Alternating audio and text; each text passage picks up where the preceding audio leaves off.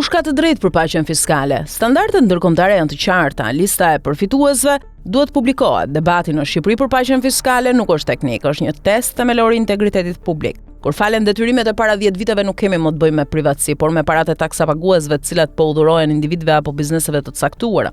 Dhe kur përdoren paratë publike, transparenca është detyrim jo opsion. Këto janë standardet ndërkombëtare pa asnjë dyshim, pa asnjë ekuivok. Bashkimi Evropian rregullisht i detyrueshëm emrat publikohen. Nuk ka asnjë vend BE-s që fsheh përfituesit e faljeve tatimore. Pse?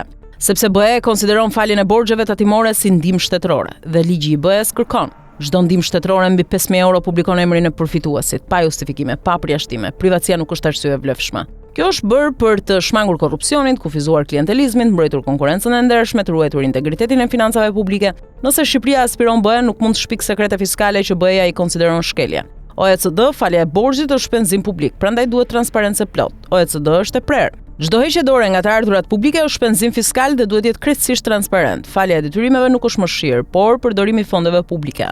Shqiptarët kanë të drejtë të dinë kush përfiton, sa përfiton, pse përfiton. Mbajtja e listës së fshehtë është shkelje e standardit të transparencës fiskale të OECD-s. IMF, amnistit dhe faljet kërkojnë raportim të individualizuar. Fondi monetar është edhe më i prerë, çdo amnisti tatimore është risk fiskal i lartë. Për këtë arsye FMN kërkon publikimin e listës së përfituesve, analizën e kostos për buxhetin, rishikimin parlamentar të zbatimit, kontrolle ex post për lidhjet mundshme politike.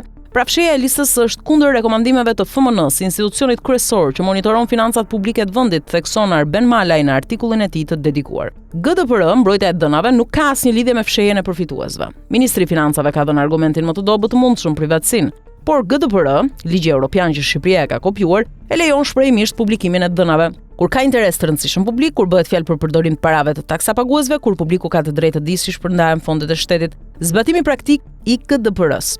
Publikohen emrat, publikohen bizneset dhe niptet, publikohet shumë e falur, fshihen adresat, ID-t personale, të dhënat sensitive. Pra ministri po e përdor privatësinë si shkak politik jo ligjor, përfundimi që nuk mund të shmanget. Sipas të gjitha standardeve ndërkombëtare, lista e përfituesve të paqes fiskale duhet publikohet plotësisht. Mos publikimi i listës bie ndesh me praktikën e BE-s, bie ndesh me rekomandimet e FMN-s, bie ndesh me standardet e OECD-s, nuk mbrohet dot me asnjë nen të GDPR-s. Krijon hije të rënda dyshimi për abuzim dhe klientelizëm, është sënimi i transparencës dhe integritetit financave publike. Nëse qeveria kërkon të fal borxhe 10 vjeçare dhe të mos tregoj kujt ja fal, kjo nuk është politikë fiskale, është rrezik i pastër për kapje të shtetit.